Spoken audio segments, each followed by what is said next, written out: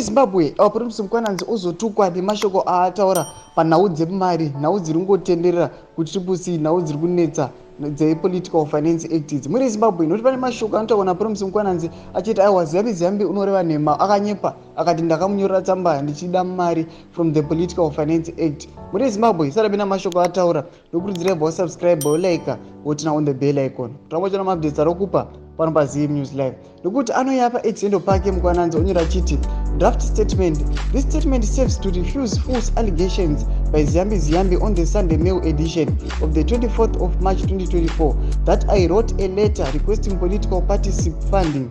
This is false and malicious. I am an integral party of the one and only authentic CCC led by Administrative Bureau chaired by Senator Jameson Timber that was consummated by the party's CNA on the 31st of January 2024, which I believe is legal and legitimate claim to the funds. Sanoona Mkwananzi ari kuti aiwa hana kumnyorera tsamba, asi nyangu ndisina kunyorera tsamba ndini tine right yekuwana mari iyoyo. Muri Zimbabwe vanhu vanouya chimupinduro chimuti, pane munhu anouya achiti but you are the president of the party, aren't you? Mwana achiti how is the spokesperson an integral party of the institution? A spokesperson has no power, has no influence. He or she just communicate what has been decided by others. Nomashoko ana chipindurwa Mkwananzi. Tiudze mafungiro enyu nokudii pamusoro penhau iyi. Aiwa pinai comment section medu. Musana subscribe or like, notina on the bell icon. Pamoja na maupdates andokupa pano paZim News Live.